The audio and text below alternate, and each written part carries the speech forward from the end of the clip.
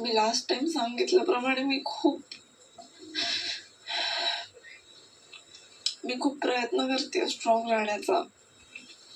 मी त्या भांडणांच्या सिच्युएशन मधून पण लांब निघून जाते, पण मी त्यांना काही उलट उत्तर देत नाही. मी खूप कोपऱ्यात निघून जाते, पण हे किती दिवस मी करू शकते बिग बॉस?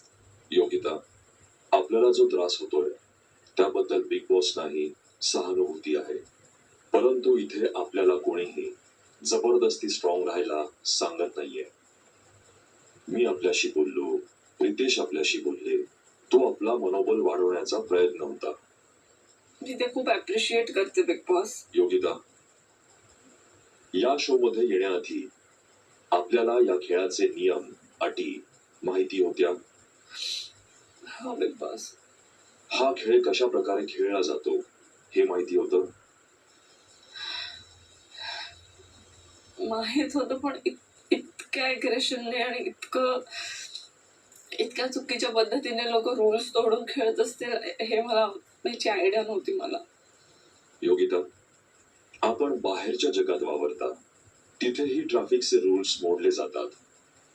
जिथे थुंकू नका असं लिहिलं आहे तिथेच थुंकलं जातं. त्यानंतर अशी अनेक उदाहरणं आहेत जिथे नियम मोडले जातात. म्हणून आपण प्रवास करणं सोडून देतो का? जे नियम मोडतील त्यांना त्याची शिक्षा मिळेल.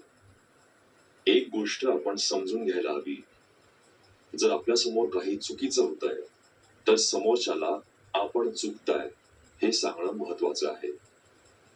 स्वतःला त्रास करून घेणं, परिस्थितीपासून लांब पळून जाणं हा उपाय नसू शकतो.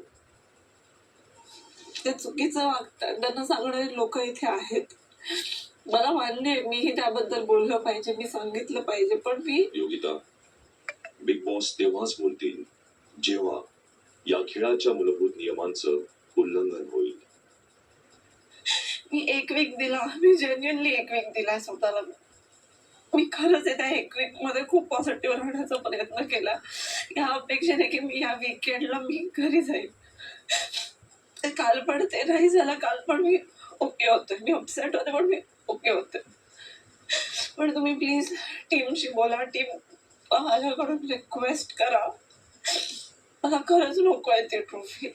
मी बाहेर जाऊन सुद्धा स्वतःला काम डाऊन करेन and I will be fine. आणि थँक्यू तुम्ही मला बोलवलं त्याबद्दल. आणि तुमचा निर्णय होईपर्यंत मी स्वतःला खूप पॉझिटिव्ह ठेवेल.